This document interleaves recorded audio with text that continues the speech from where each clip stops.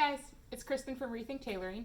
I just want to go through how I like to clean up my machines and just keep them running so I don't have to get them tuned up as often. This is not a replacement for an entire tune-up. This is just going to be cleaning up the machine. So always make sure to follow your directions in your manual. If you don't have your manual, just search it online, and there's endless sewing machine manuals online. So if your machine manual says no oil, please ignore what I'm saying. But if you have a front load machine and it says that you can oil it every now and then by all means you can use these tricks. So we have our all-purpose sewing machine oil. Make sure it says sewing machine. Oils are different. I have a scrap piece of fabric. You can use a lint brush. If you have a can of air, awesome. And then I have Q-tips. So let's go ahead and get started. So I've got my trusty old Kenmore here. I'm not going to cover going over in here because this does not need tuning up as often. Follow your manual recommendations. What I'm going to go into is down here. I'm going to slide this cover off. Before I do anything else, I'm actually going to raise my needle, get that out of the way, and pull those threads out. And then I'm going to open my cover here, and now we have all of our goods. If you're not doing this a lot, it doesn't hurt to grab a photo of this just to remember how everything's supposed to go together. You know, even if you are convinced you've got it down but you don't do it that often, it doesn't hurt to have a photo. So I just pulled out my bobbin. I'm going to push the latches to the side, and then I've got my cover and my shuttle hook. Now at this point I'm going to use a can of air if I have it, just to get rid of a lot of the debris before I start cleaning, and it'll just help things along. So if you have a can of air, just try to get at different angles so you can get into all the crevices.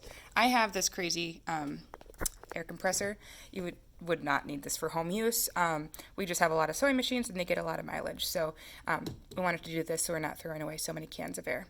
So I'm actually not going to run this while I record, because otherwise you guys will hate me forever and never watch any of my tutorials because it would make you go deaf. So give me just a second and I will blow this out.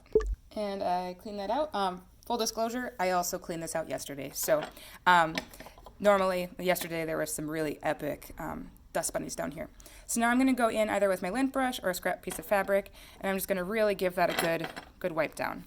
I want to make sure that once you're sewing afterwards that your threads stay clean as the thread's getting wound down here. So I'm going to just move. Be careful because my needle's down, but I just wanted to clean over here quick.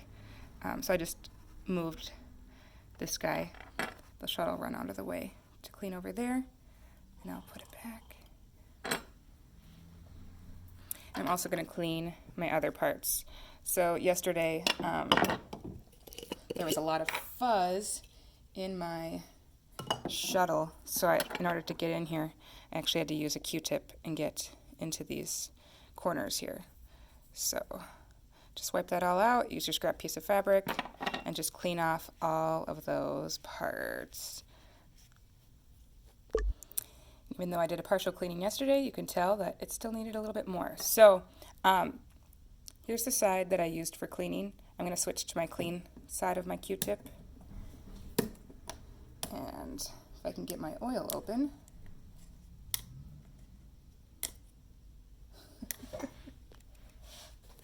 Voila, got it open. Maybe had to use a seam ripper in order to get it up because my nails are so sad from all the hand washing.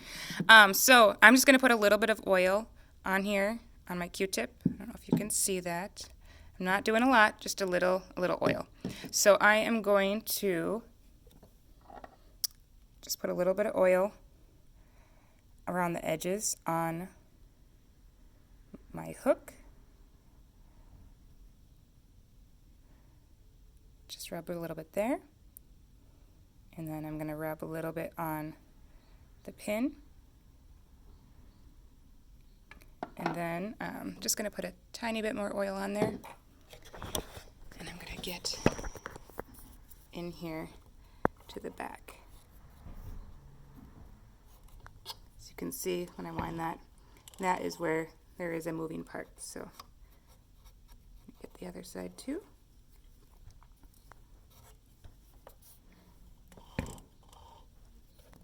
I'm going to put this all back together. What I like to do is actually tip my machine back grab this by the pin and just set it in there. And gravity will help hold that in place. And then on the bottom here, we've got a little nubbin. That corresponds to a latch right here, or a little cutout right there. So we're going to aim that in there. I am not a lefty, so bear with me if this is awkward. Just want to make sure you guys can see what's going on. There we go. Okay, and then flip those latches over. 1, 2, and put our bobbin in. So now the mason jar, I actually like to have a little mason jar next to my sewing desk.